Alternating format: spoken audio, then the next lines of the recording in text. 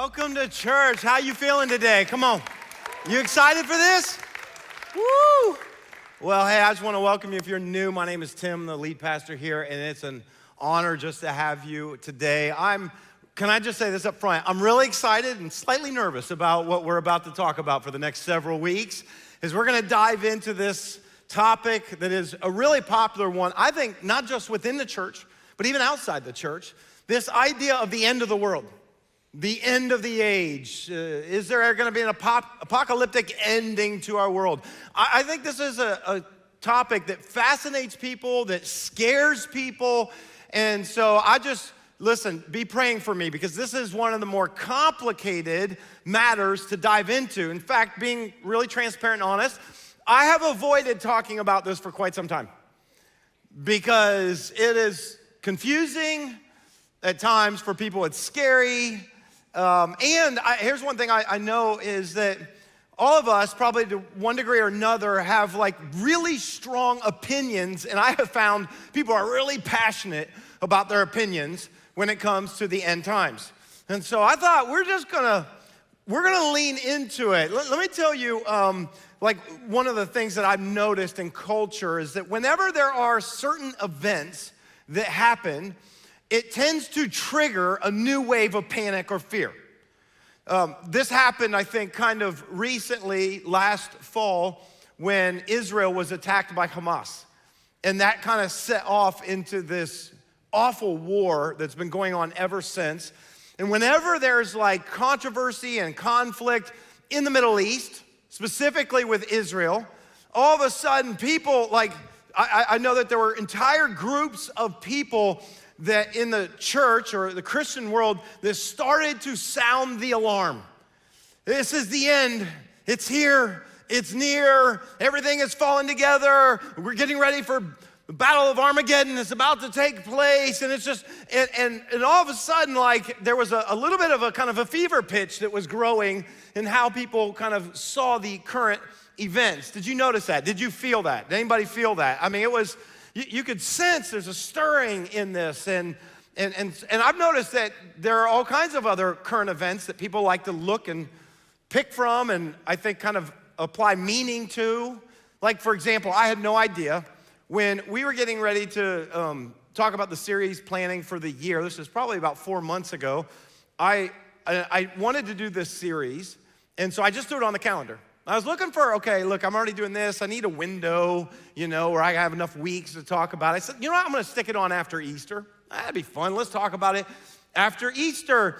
I had no idea that the solar eclipse was happening tomorrow. A sign? I don't know. Pretty crazy, And I don't know how many of you have, in your feed, have seen all of the social media scholars out there telling us about the solar eclipse and what it represents and means. How many of you seen that? Just raise your hand if you have. Okay. And so if you haven't, let me just tell you, there are people that are looking for a sign to match up with some kind of thing that we find in Revelation or in something Jesus said, Matthew 24, or Luke 21. Okay. And so I don't know if you've seen this, but there are people that have talked about the solar eclipse that we had 7 years ago, which, by the way, 7, number in the Bible, just saying, Revelation, serious, okay? There's a solar eclipse that went through, full eclipse that went through America 7 years ago, went through certain cities we kind of found, and now, here we are 7 years later, and there's another one that's coming through, different path, okay? And when you look at these two solar eclipses, this is just crazy, and I went to NASA and I pulled up their site. When you look at these two on a map, it does this right over America,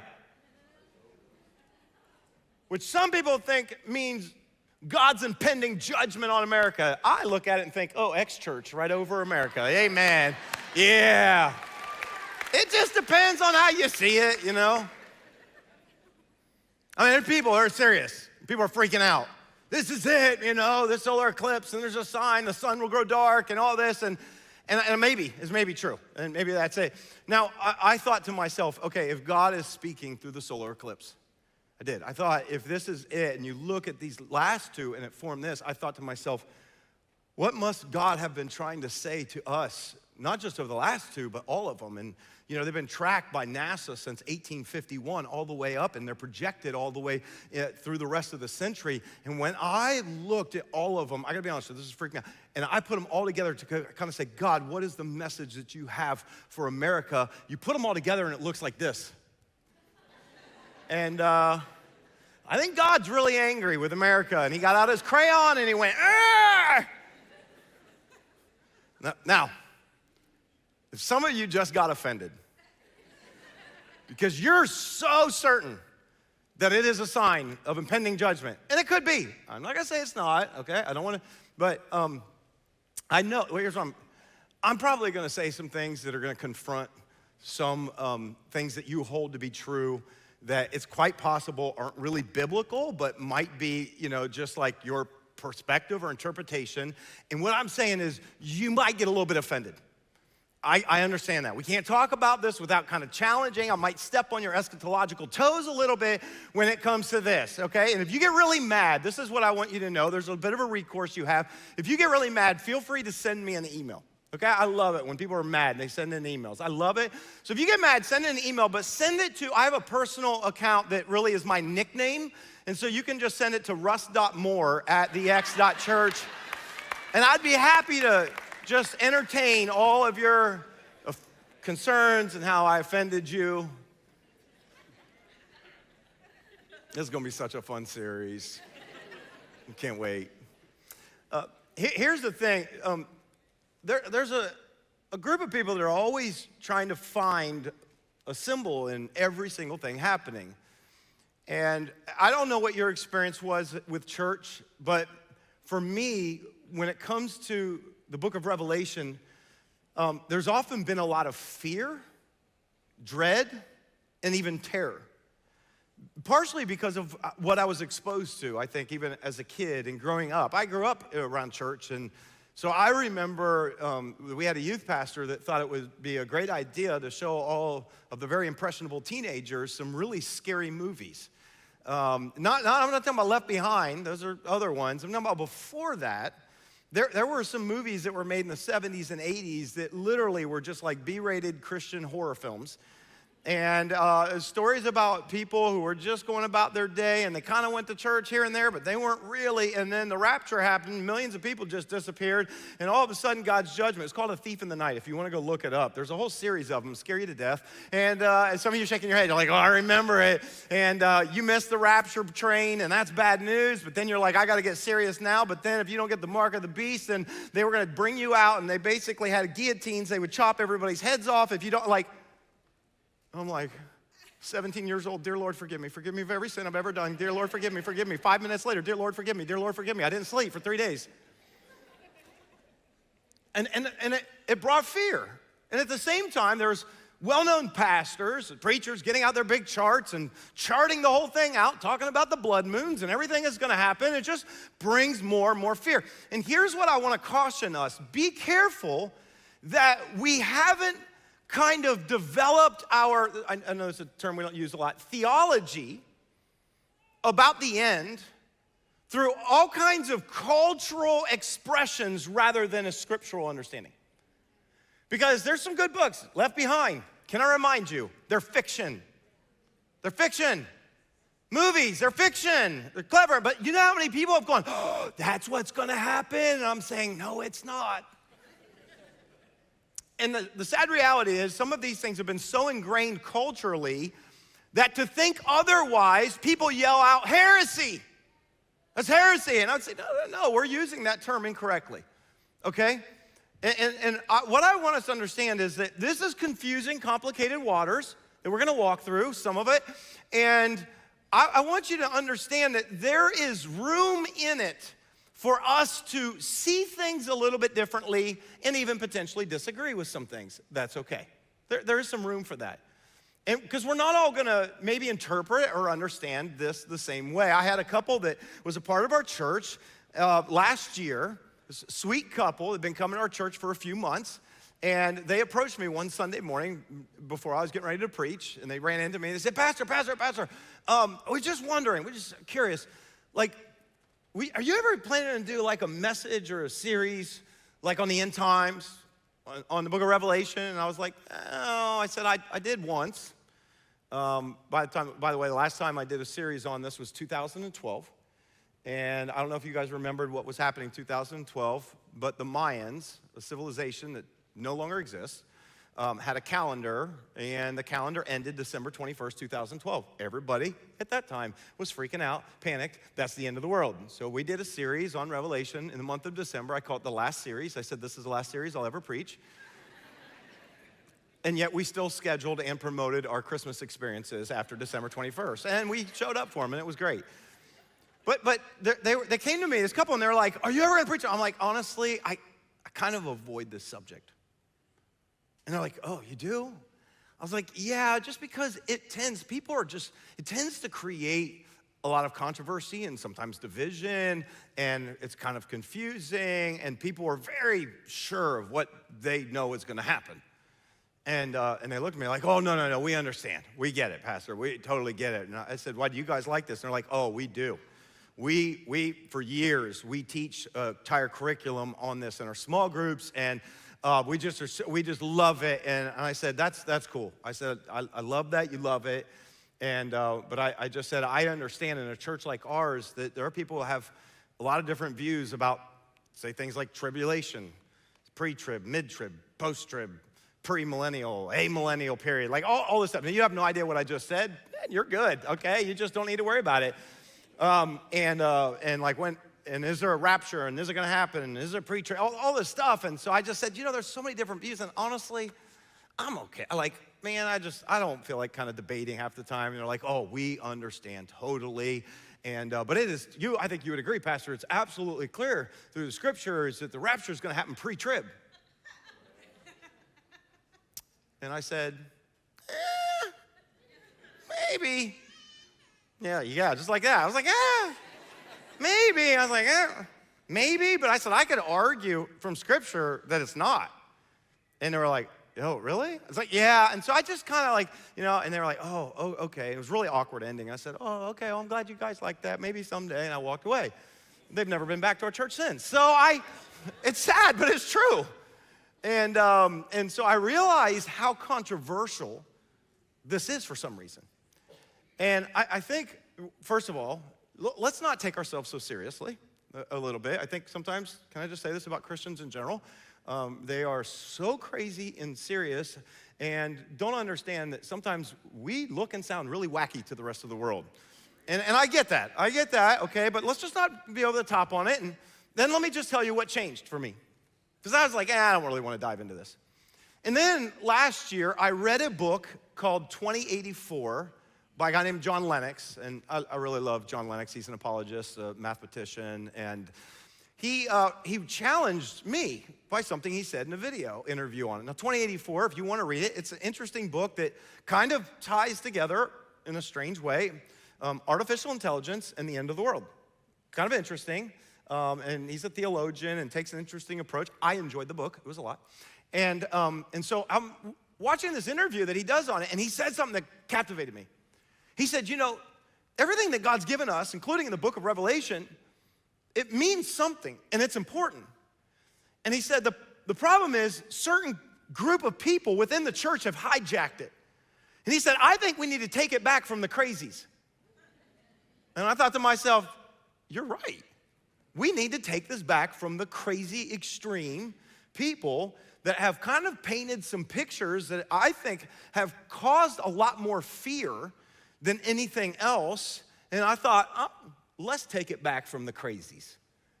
Some of you might be thinking, I think you're crazy. Well, if that's the case, then you're gonna be right in line for this. You're gonna love it. And so I just thought we're gonna dive into, probably for 7 weeks, and I don't have time to go through all of it, but we're gonna hit some really important themes that I think a lot of us are curious about, what Scripture has to say about the end. So, are you ready? You ready to do it? Come on, I need to know if you're ready. Yes. Okay, here's what I wanna encourage you. Today is gonna be very introductory. Today is gonna give us a framework so how we can understand this. Here's what I wanna challenge you to do, okay? I wanna challenge you to take notes. There are some things that we're gonna talk about that I think are kind of stuff that we're gonna need to wrestle with through this entire series. Now, a great way that you can do that, and I wanna encourage you how you can follow along is our new app. And so if you don't have it, you can get it. But on our app, we have some things on there that are gonna help you in this journey. We have a reading plan, okay? So we've actually got 2 reading plans, one we submitted that we're waiting on, and another one that will help you get started on knowing how to read the book of Revelation. So if you don't have the app, I wanna encourage you, you can download it. The QR code's on the seat back in front of you, on the screen. Download it, log in on the home screen, and you're gonna see one of the YouVersion plans that you can join and do it with some friends. When you start a plan, go, hey, come on, my 5, 6 friends. Invite them to do it with you. It's fun. And it'll help you get a framework for how to read Revelation. Then we're gonna offer another one soon that is just gonna help you read through the entire book with some extra passages. It's gonna be awesome. Okay, so I wanna encourage you to do that and engage with us. And then also, I know that there are a lot of questions. I've been bombarded by people who've said, oh, I'm so glad we're talking about this, and this is gonna be so helpful. And I imagine you have a ton of questions. You can, again, use the app to submit questions. On there's a little form where you can put a question in there. I have a question about this concept, or the rapture, or this, or is that real? Is this really gonna happen? When's Jesus? Okay, put your questions in there. My goal is to try to answer some during this series. And we're gonna probably use the podcast to really sit down and walk through. So I wanna try to address your questions that you have when it comes to the end time. So I wanna encourage you to do that, all right? Now, if you have your Bible or your phone with you, we're gonna start at Revelation chapter 1. And so if you wanna get it out, we're gonna dive right in. Today, again, introduction, just gonna help build a framework for how we are to think about the end times. Now, in order for us to really understand and unpack this well, we need a little bit of context. In fact, this is a really important series where we need context, okay? The book of Revelation was written by a guy named John, and you're gonna see that in a moment. I'll read a little portion that helps us understand that. Now, it's debated as to which John this is. Some people would say it's Jesus's close disciple or the Apostle John. There are other people that say because of the style of the writing that's so different from the gospel that it's a different John that was maybe a church leader of what you're gonna see some churches in Asia at the time. Here's what we do know. This guy John wrote down this revelation around 95 or 96 AD. And at the time, the emperor of Rome was a guy named Domitian. And Domitian was really persecuting Christians. John was a leader in the church, and at the time, John was preaching about Jesus. And guess what? Rome didn't like that. So what do you do if you want to stop somebody from preaching about Jesus? Well, this is what they did with John. They tried him and convicted him of things against Caesar, teaching against Caesar when they're saying Jesus is Lord. That's a capital offense. It can be. And so they exiled him and put him into an island prison called Patmos. Basically, we want you to stop talking about this Jesus. What's the best way to do it? Remove him so that he can't have anybody to talk to, and stick him on a deserted island, this island called Patmos. It was basically a prison island where he would live out the rest of his days, not be able to get off the island, and die. So what you need to understand is John, who has this revelation there, but it's important to understand who he's writing this to. What's going on in the church. See, from the moment Jesus' resurrection and the church got started on the day of Pentecost, the church had been growing, started in Jerusalem and was expanding all over the place. And it was just growing and it was getting more and more ground, and the church was being persecuted by the Jewish ruling leaders. And they would try to get Rome to do their dirty work just like they did with Jesus. Well, eventually, things turned in 64 AD, where it got turned, where Rome began to single out the church themselves. Before that, Rome didn't care. These little pocket of Christians, they're nothing. We didn't care about that. But what happened is, in 64 AD, the emperor at the time was a guy named Nero. Maybe you've heard of him. And there was a great fire that took place in Rome in 64 AD. Some historians think that Nero started the fire. There was a historic district that they couldn't touch, that he wanted to build these gardens, and so just so happens a fire burned them down. Okay, whether Nero started the fire or not, we don't know. But what Nero needed was an enemy, somebody trying to attack Rome. Guess who he made the enemy? Christians. And at this point, Rome begins to turn on Christians. And they begin to persecute. If you won't say Caesar is Lord, instead of they were saying Jesus is Lord, then all kinds of awful things happen. Many of them were killed by crucifixion. They were hung on poles and they were doused in oil and lit on fire alive at night. They were wrapped in the skins of freshly killed animals, tied up, and then allow wild animals and lions to come eat them.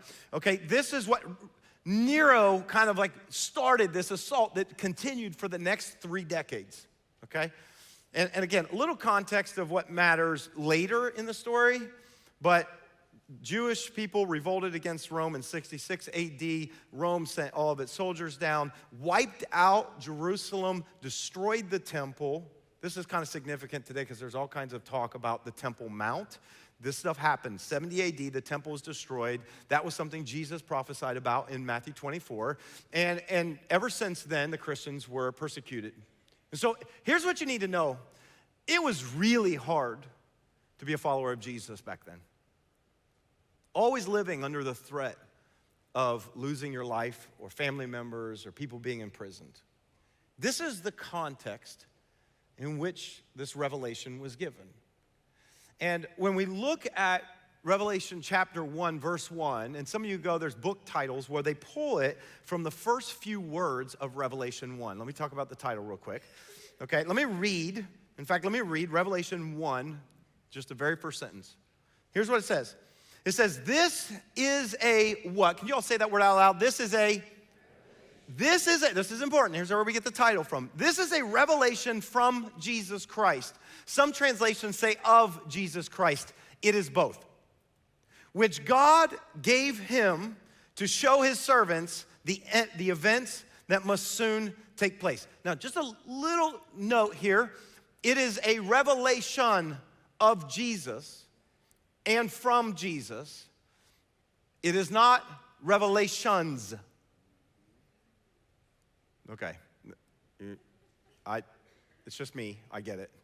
But whenever you talk about this book, please refer to it as the book of Revelation, not revelations, okay? It's not revelations, it's a revelation of Jesus and from Jesus of the events that are taking place, okay? And so this word revelation, this is kind of interesting. This word revelation actually is the Greek word, okay, this is the Greek word, apocalypsis. Apocalypsis. You probably recognize our English word we get from the apocalypse. Now, let me give you the definition of apocalypsis. The definition is this. It's an uncovering, it's an unveiling, or a divine revelation, okay? Here's the thing. Today, when we hear the word apocalypse, what do we think about? We think about the end of the world. We think about catastrophe. We think about nuclear bombs going off. We think about massive wars, the Battle of Armageddon. We think about World War III or the end of the world. That's not what this word means, okay? It's kind of culturally, because of the content and everybody's scared of it, it's kind of morphed into apocalypse. So people will say, oh, we got that apocalyptic snowstorm. That's not what this word means. The word apocalypse, that is important, we get this, means to pull back the curtain, to open the window, to unveil or to reveal something that is on the other side. So when you see Revelation, most of us, we hear Revelation, we're like, end times. But can I tell you, when the early church heard the apocalypse, they got excited because now we can understand what's going on. And so it's this idea of God pulling back the curtain. So this is important. Whenever we talk about apocalyptic literature in the Bible, and that's not just the book of Revelation, it's found in the Old Testament. You find it with prophets like Daniel and Isaiah and Ezekiel and Jeremiah and things Jesus said. Whenever you see apocalyptic literature, here's what I want you to understand, is that it's like a window into a different reality. It's God saying, John, I'm gonna give you a glimpse of what exists that is more real than anything you experience. You just can't see it with your own eyes. And that's what apocalyptic literature is meant to do. Now, as we talk about the book of Revelation through this series, and other places we're gonna go as well, it's important that we understand how to think about apocalyptic literature. So here's what I wanna do. I wanna give you some guardrails, okay? I wanna give you 4 guardrails that will help you when it comes to reading this book and other places where we read it and we go, oh my gosh, that's scary. What in the world does that mean? Let me give you 4 things. I kind of consider these guardrails. This is a framework for help you do this, okay? The first one is this. Apocalyptic literature uses imagery intended to evoke emotions. This kind of literature, it's intentionally using vivid imagery to evoke emotions, to stir something inside of you. This is not just, here's knowledge of what's going to happen. It never comes that way. It always comes to crazy, vivid, metaphoric language. For example, we understand this, right? When you read poetry, it's like beautiful, and it's always comparing this as like a golden sunset, da-da-da-da-da. These fields of wheat and harvest are like the sunset going to the... We understand that it's trying to help us understand and imagine it. Well, that is what apocalyptic literature is intended to do. It's most of the time, let me say this, it is not literal. It is imagery meant to evoke an emotion and stir something in you. I'll give you an example. In the book of Revelation, we get this window, this picture into seeing Satan. You can read about it later. Revelation chapter 12. And in this, where we see Satan, he is depicted as a dragon with 7 heads and 7 crowns and 10 horns. Do you think Satan is really a dragon with 7 heads and 10 horns? Well, I don't know. It's what John saw. I know. And in Genesis 3, he was a serpent. And there's other places where it says he masquerades like an angel of light. What is he? This is not Satan's true colors, is he's a dragon, because we all got him kind of figured out as that little guy with the 2 horns and a pitchfork and running around with a red cape. No. This is imagery intended to evoke emotion inside of us. Okay, I want you to imagine with me, if you could, the book of Revelation is like a drama. Let's just say that it's like a movie or a play that God is putting on, trying to create a truth or tell us a truth that we don't see.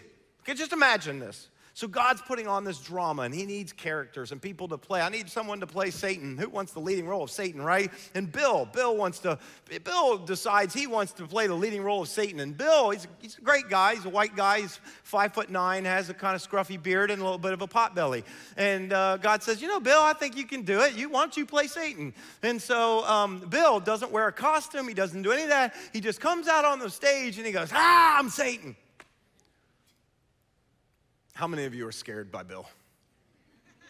I'm like, I could take Bill. But if God wanted to paint a picture of pure evil, he does it in a way that the 7 heads and the 10 horns represent something.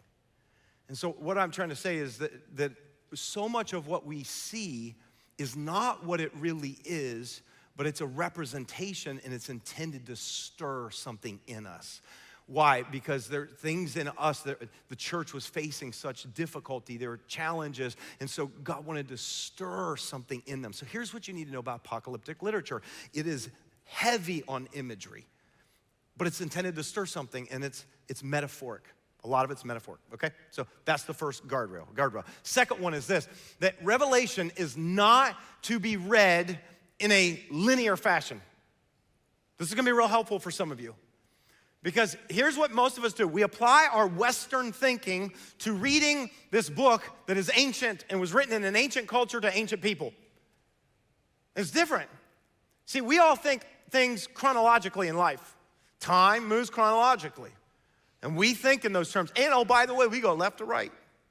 Even though when you read Hebrew, it's right to left. There's difference, okay? And so we think of events, and so here's what most people have done. And this is, I want to say this as kindly as I can, and I'm not saying I have all the answers, but I think one of the things that has led to some really misguided interpretation in Revelation is that people are reading it and they're like, oh, then that happened. And then in chapter 7, that happened. And then chapter 8, that comes after chapter 7. So then that's going to happen. And chapter 9 is going to come after 8. And so then that's going to, so we're just waiting because I think 7, maybe, 8, it's next. We're looking. Can I just suggest that we stop trying to apply our Western mindset to something that was never intended? This is a revelation. It is windows in to see things. Let me tell you this, past, present, and future. There are some visions of this revelation that John sees that are happening right now. There are some things that he sees happened a long time ago. I'll give you an example, real simple example, okay? Revelation chapter 12. You want to read it on your own. Revelation 12 starts out, there's this woman who is pregnant, very pregnant. And she's about to give birth to a male child, okay? And it is said that the male child that she is going to give birth to will rule the world with an iron scepter, okay? Ruler, supreme ruler. Woman giving birth to a male child. And oh, by the way, she's being chased and harassed by a dragon that we talked about, that's Satan, with 7 heads, 7 crowns, and 10 horns. And he's chasing it, and his goal is, as she gives birth to this male child who's going to rule the world, is the dragon was trying to kill the male child. Revelation 12. This is after the 7 seals. This is after certain things. This is Revelation 12, right in the middle of the book. Anybody have any guesses as what that's a picture of? Christmas. That is Christmas. You did not imagine the Christmas story like that. I'm thinking about preaching on dragons this Christmas. It's gonna be so good. Bring your kids, they're gonna love it. We're gonna talk about the Christmas dragon. And like it is really, of all the really confusing, it's probably the most clear that this woman represents, some would say Mary. I think we can actually see represents Israel. That it was through the nation of Israel that God was going to bring his son into the world, who was going to rule the world. And this is so clear. Read Revelation 12 on your own. You're going to get this. And that there's Satan, the devil, the adversary, is trying to take out the male child. Oh, by the way, what does that remind me of? Oh, yeah, when Jesus was born, didn't King Herod issue an edict to have every male Hebrew boy, baby, under the age of 2 slaughtered? What was he doing? Trying to take out the male child that was going to rule the entire world. So this is in the middle? Yep. So whenever we try to read chronologically, we get messed up. So here's what we're gonna do. When we think about apocalyptic literature, we're not gonna ask what happens next. Wrong question. Instead, we should ask, what does John see next? Not what happens next. Okay? Are you following me? You tracking with me? This is why we've been so confused when it comes to the book of Revelation. Let me give you a third guardrail. Third guardrail is this. Revelation was given to others and for us. It was given to others, written to others, but for us. Here's what I mean by this. This revelation that John gets was not something that God said, John, this is a revelation for X church in Canal Winchester in 2024. But this was a revelation that God gave John for some churches in his day. In fact, let me read this to you, Revelation chapter 1, verses 9 through 11. Look at this with me if you want. It says this, I, John, your brother and companion in the suffering and kingdom and patient endurance that are ours in Jesus, was on the island of Patmos because of the word of God and the testimony of Jesus. Verse 10, on the Lord's day, that would be Sunday, by the way, I was in the Spirit. Great place to be in the Lord's day. And I heard behind me a loud voice like a trumpet, which said, write on a scroll what you see and send it to the 7 churches, to Ephesus, Smyrna, Pergamum, Thyatira, Sardis, Philadelphia, and X-Church. Laodicea. I guess. Here's what this means. I want you to follow me, okay? It is important that we try to do our best to interpret this through the lens of a first century follower of Jesus in a first century church. And not try to interpret this is what we do, through our Western 21st century mindset. This has happened for a long time, and I feel like this is why we continue to come up with all kinds of interpretations that are so far off and miss the boat altogether. Like, for example, I remember this one growing up. There was somebody that suggested that when John gets a revelation of seeing these creatures that are like locusts that have a different face and they got these tails and they're given the power to go around and sting people all over the world, that John didn't know what he was seeing because this was into the future, but it was actually helicopters. John was seeing helicopters. And he didn't know how to describe a helicopter. So he says it must be like a locust type thing. No, that's not what God does. Whenever God gives prophetic messages, and whenever God speaks to people, and he's trying to encourage people, even of things that are gonna happen in the future, he always gives it to them in their context. It means something to them. Okay, this is really important. So we need to understand is the book of Revelation and other things that were given to them and for us. In other words, this initially was given to 7 churches in Asia Minor. But when we try to understand it for them and what the encouragement was for them, then we can say, how does this impact us? And if this is true, this third guardrail, then the fourth guardrail is absolutely critical, and that is this. It cannot mean for us what it did not mean for them. If it was given to them and for us, then it cannot mean for us what it did not mean for them. Okay, in other words, we need to interpret it in what was God speaking through John to those early churches. And a lot of what's in here probably made more sense to them than we have made out of it, to be honest. It cannot mean for us what it did not mean for them. This is really important for us to have these guardrails because I have watched throughout my childhood, growing up around church, and I have seen how this has been twisted around a lot of different ways. For example, I remember this in I think it was the 80s and 90s. Everybody's trying to figure out what the mark of the beast is. In fact, I think a lot of people are obsessed with the mark of the beast. So I've decided, it's like, okay, you know what? I think I'm going to talk about the mark of the beast one of these weeks. I'm gonna talk about the beast and the mark of the beast, Revelation 13. I think I'm gonna put that one on the list because I think people are like really curious about it. But I remember growing up where the mark of the beast was like this. It was in the late 80s or 90s, everybody was fully convinced it was the UPC symbol. You know, on the back of all your food, the packages, remember when that came out? Yeah, okay, any of you, I love some of the more experienced people in our church that are just shaking their heads going, oh, I remember, Pastor. Because I remember when they started putting this on the products and there was all this talk about, you know, there's that big thick bar on the front and the big thick bar in the middle and big third bar in the third, and they got all these numbers. And if you take all the numbers and you add them up and then you multiply them by 14 and divide by 7 and square root them, they come out to something like 666. And so I think this is it. And if you get the mark of the beast on your right hand or your forehead, you're going to hell. It was like, oh, thank God it's so obvious. Whew. Oh, I was afraid I was going to be deceived. People were coming out about the UPC symbol. It was terrible. And then when that kind of faded away, the next thing came up, chips. Oh, there's chips that everybody, man, the military's going to put chips underneath of the skin. And they figured out that, you know, if you put it under the skin, it's like the perfect place in the right hand on the forehead because the temperature changes so much and it's just going to control the battery. It's going to keep it going. I don't know if any of you remember that, but I remember that, the chips. And we're so worried about the government. The government's going to track us. You won't be able to do anything without it. And I'm going, that's funny. Yeah, hello, yeah. Yeah. Oh, man, I want the government to find me. Maybe it's the mark of the beast. Everybody, government knows where you are. You notice that you can pay for stuff with your phone now? No. Okay, so you have that, and then after that, let's be honest, I heard this one too a couple years ago. It's the vaccine.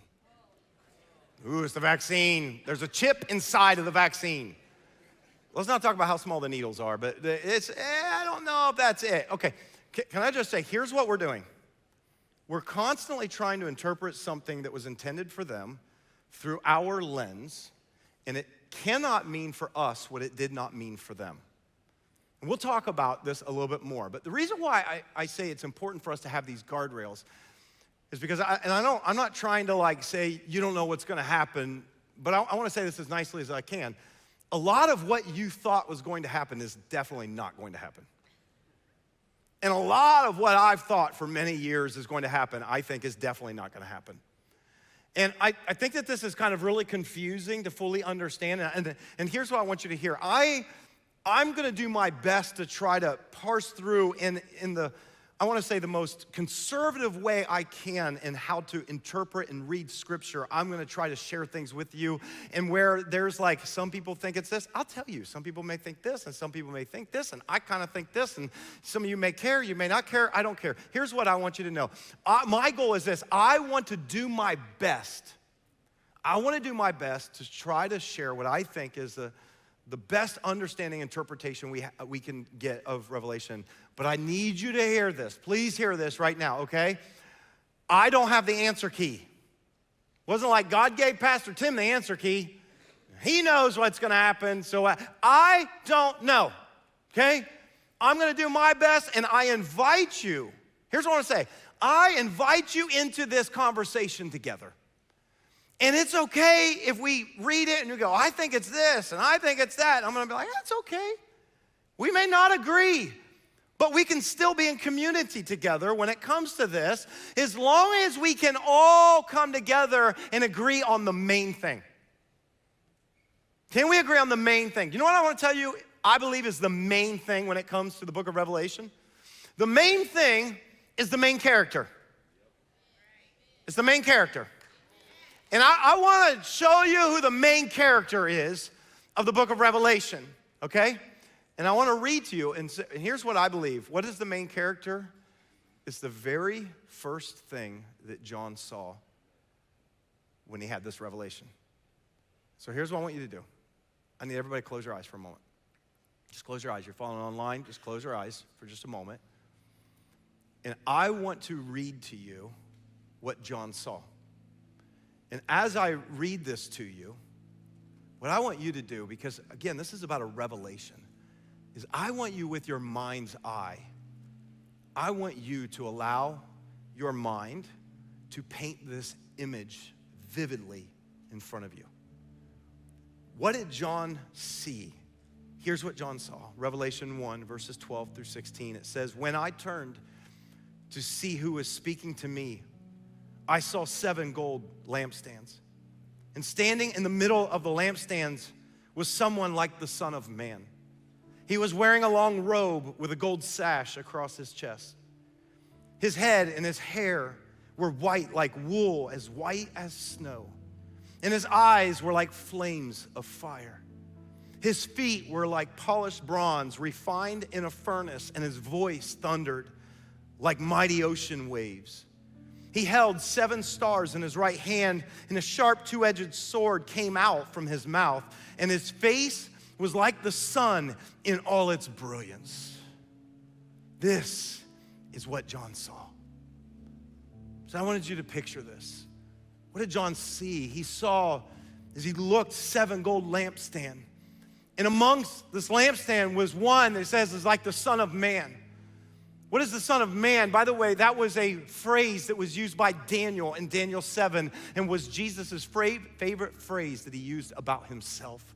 And the image that John sees is this image of someone with white hair and a long robe and a sword sticking out of his mouth. Can I just ask you a question today? Can I just ask you a simple question? Do you think that's what Jesus looks like?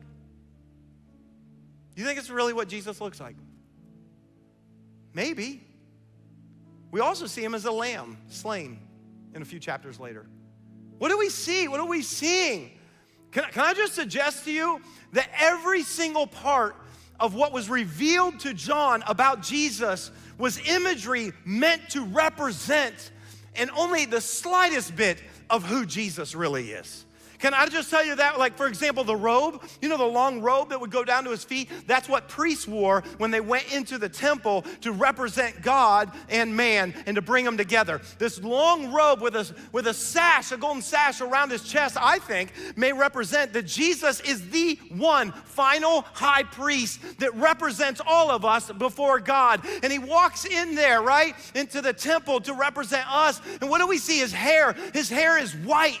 Is white like wool. Oh, well, I guess he's aged a little bit. It has been 60 years. No, it's not meant to represent what we often think of, which is frailty or weakness. And so, no, it tended to represent wisdom, that Jesus has supreme wisdom over everything in our world. And his eyes were like flames of fire, almost like as if every time Jesus looks at you, that it can burn right through your very soul, that he can see all and he knows all. And you see his feet that were this burnished brass or bronze, which is like mixed metals. And I wonder if maybe that represents that both his divinity and his humanity came down together to form the perfect foundation for what God would use to rescue and save mankind. You think about his voice, it was the sound of mighty rushing waters to indicate the power of Jesus. Just one word had creative power to change the world. When I think about his hand that had the power, he was holding 7 stars in his hand that represent his authority over the angels and over every spiritual being there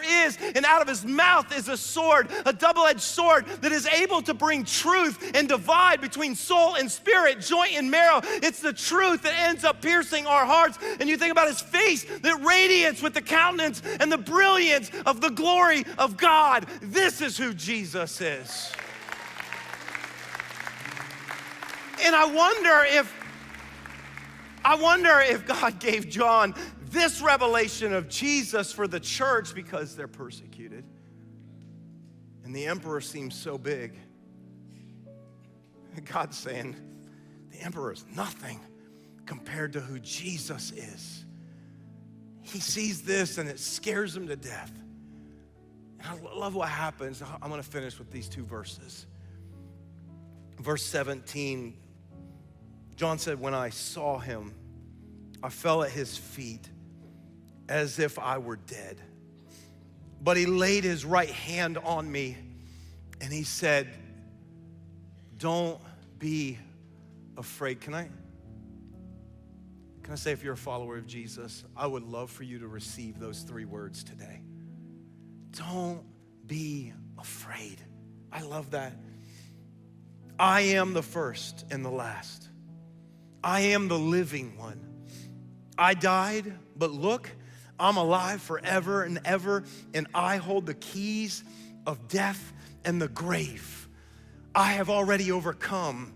I hold the keys. I have the authority. I've already won. I am the beginning. Genesis, I am Revelation. The Alpha, I'm the beginning. I'll be there at the end. I am all powerful, over all, in control of all. You don't need to freak out. You don't need to worry. You don't need to live in fear because I am gonna take care of you because I hold it all together in me. Like if we could get that revelation of Jesus, I wonder what it would do in our soul. I wonder if we'd stop being so afraid of every single social media scholar out there that's telling us this and that sign and that sign. I don't need to worry about that because my Jesus is in control. And I know that he loves me and I know he's gonna protect me and I don't need to live in fear.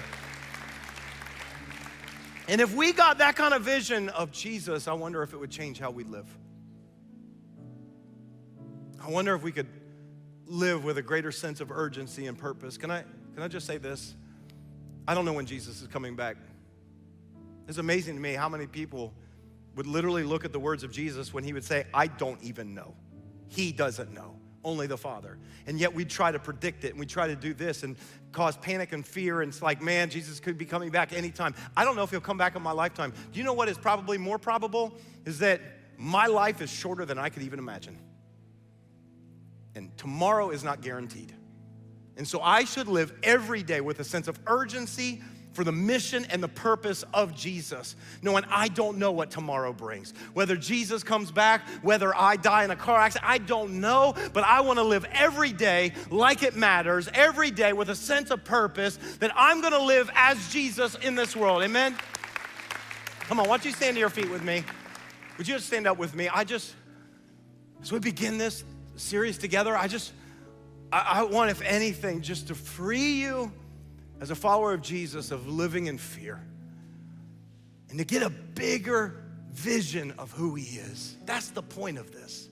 So you just bow your heads for a moment, just close your eyes, and God, we just come to you right now, Lord, with a lot of expectation about this series.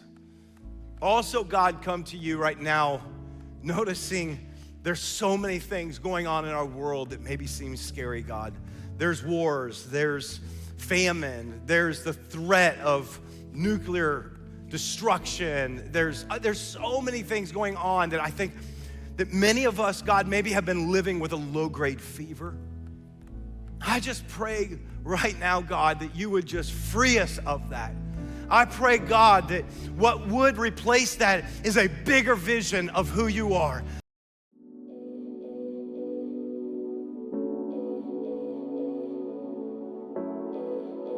Thanks so much for tuning into this message. I hope that it encouraged you and inspired your faith. If God is doing something in your life, would you take a moment and let us know? We want to connect with you and we want to be able to pray for you. All you have to do is shoot us an email to hello@thex.church, or you can always send us a DM on one of our social media platforms. And if you know somebody that would also be encouraged by this very message, why not take a moment and just share it with them right now?